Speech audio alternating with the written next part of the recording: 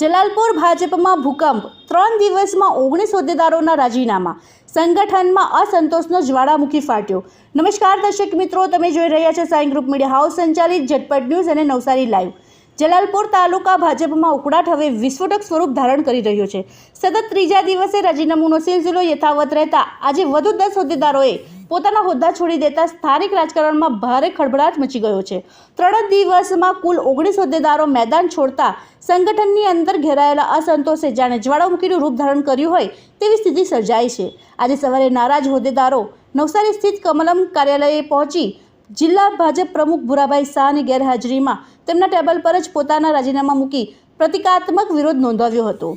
કાર્યકરોના આ પગલાએ જિલ્લામાં રાજકીય તાપમાન વધારી દીધું છે। રાજકીય વર્તુળોમાં ચર્ચા છે કે આ સમગ્ર પ્રકરણ પાછળ જિલ્લા ભાજપ પ્રમુખ ભુરાભાઈ શાહ અને જલાલપુરના ધારાસભ્ય આરસી પટેલ વચ્ચે ચાલી રહેલી આંતરિક ખેંચતાણ જવાબદાર હોઈ શકે છે। લાંબા સમયથી જલાલપુર તાલુકાના સક્રિય કાર્યકરોને સંગઠનમાં યોગ્ય સ્થાન અને પ્રતિનિધિત્વ ન મળતા અસંતોષ વધ્યો હોવાની લાગણી વ્યક્ત થઈ રહી છે। ઉપેક્ષા અને અન્યાય સામે આ રાજીનામા ચેતવણી સમાન માનવામાં આવી રહ્યા છે। એક સાથે હોદ્દા છોડનારામાં તાલુકાના અગ્રણીઓનો સમાવેશ થાય છે, જેમાં અજય પટેલ ઉપપ્રમુખ, ધર્મેશ પટેલ ઉપપ્રમુખ, પ્રકાશ દેસાઈ કાર્યાલય મંત્રી, સંગઠન મંત્રીઓ ભાવેશ પટેલ, નિલેશ પટેલ, રાકેશ પટેલ, હર્ષાબેન પટેલ, જંખના પટેલ, ભવિષ્ય રાઠોડ અને વિના પટેલ રાજીનામું આપનાર શું જણાવી રહ્યા છે, આવો સાંભળીએ। જલાલપુર તાલુકા ભાજપ સંગઠનમાં હું કાર્યાલય મંત્રી તરીકે ફરજ બજાવું છું। કેટલા વર્ષથી તમે છો? હું લગભગ 2015 થી સતત કાર્યાલય મંત્રી તરીકે 2015 ભાજપ પાર્ટીમાં કેટલા વર્ષ જોઈન? ભાજપમાં એમ તો હું મારી નોકરી છતાં બી ભાજપ નથી જતો। હજુ બી ભાજપના કાર્યાલય મંત્રી તરીકે મેં આરસી પટેલ સાહેબે નિમણૂક કરેલ છે અને અમે સતત એમના માર્ગદર્શન આગળ વધતા રહ્યા છે।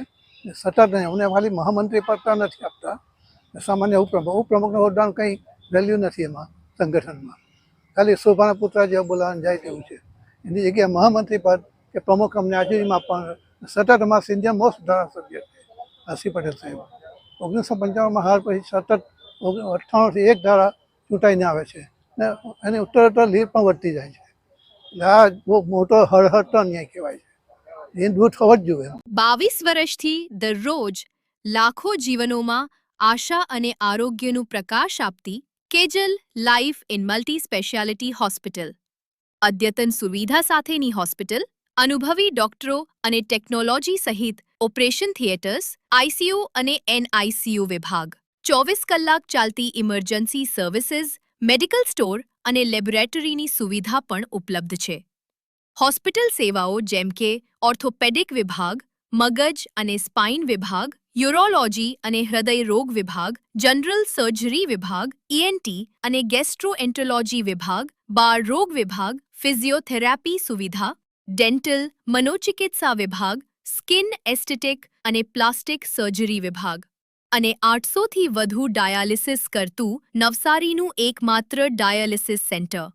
પરિવાર દીઠ 10 લાખ સુધીની પ્રધાનમંત્રી જન આરોગ્ય આયુષ્માન યોજના કાર્ડની સુવિધા અને વાહન અકસ્માતના સમયે 50,000 સુધીની વાહન અકસ્માત સહાય યોજના અને કેશલેસ સુવિધા પણ ઉપલબ્ધ છે।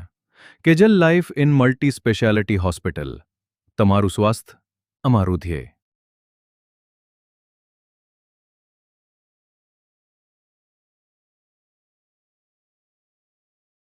જલાલપુર તાલુકાનું સંગઠન આજે પૂરું રાજીનામું આપવા જઈ રહ્યું છે।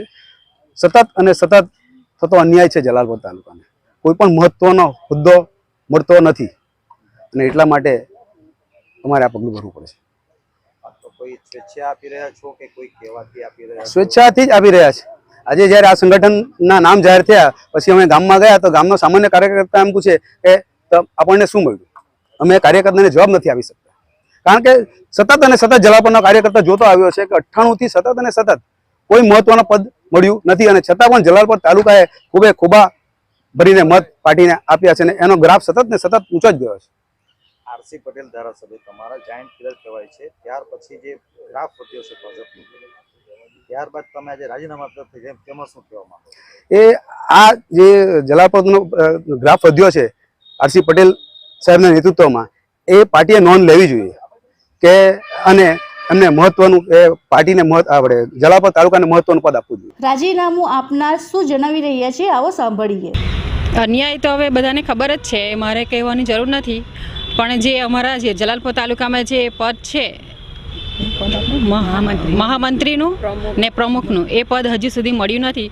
એના માટે મારા ઉપરના અધિકારીઓ બધા જે મારા સંગઠનના જે મિત્રો છે તે રાજીનામું આપે તો મારે બી મારી ખુશીથી આપવું એ જરૂરી છે. અમારું સંગઠનનો આ એક ઉદાહરણ છે કે એ લોકોની સાથે અમે પણ છે. મહિલા તરીકે બી તમે રાજીનામું આપ્યો, ભાજપ તો કહે છે કે મહિલાને આગળ કરો, તો શા માટે તમે મહિલાઓ પણ રાજીનામું આપી રહ્યા? હા, એ તો છે, અમને જ્યાં છે ત્યાં જ છે, એનાથી આગળ તો વધારતા નથી. તો પછી એ રાજીનામું આપેલું બરાબર જ છે ને, એની આગળનું બી પદ તો મળવું જ જોઈએ ને. આટલા વર્ષોથી અમે કાર્યરત છે. કોઈના કહેવાથી રાજીનામું આપી રહ્યા છો કે તમારે સ્વૈચ્છિક છે? ના ના ના, અમારે સ્વૈચ્છિક છે. અમારે પર કોઈ પણ દબાણ નથી. અમે અમારી મરજીથી અહીંયા આવ્યા છે. 3 દિવસમાં 19 હોદ્દેદારોના રાજીનામાથી જલાલપોર ભાજપના ગઢમાં રાજકીય સમીકરણો હચમચી ગયા છે. આગામી સમયમાં સંગઠનને એકજૂટ રાખવા પ્રદેશ નેતાગીરી શું વ્યૂહરચના અપનાવે છે તે હવે સૌની નજર મંડાણી છે. જલાલપોર ભાજપમાં સર્જાયેલી આ રાજકીય તોફાનની અસર આવનારા દિવસોમાં કેટલા દૂર સુધી પહોંચે છે તે જોવાનું રહ્યું. આ જ પ્રકારના અવનવા સમાચારો માટે જોતા રહો ઝટપટ ન્યૂઝ અને નવસારી લાઈવ. આ સુંદર સૃષ્ટિને નિહાળવા માટે હજારો લોકો પાસે દ્રષ્ટિ નથી અને એ ત્યારે જ શક્ય બને જ્યારે કોઈ ચક્ષુદાન કરે. તો તમારા સ્વજનો સાથે મળી એક સુનિશ્ચય લઈએ, ચક્ષુદાનને પરિવારની પરંપરા બનાવીએ. Visit Sant Punit Chakshu bank, rotary eye institute Navsari. Call 7069006329.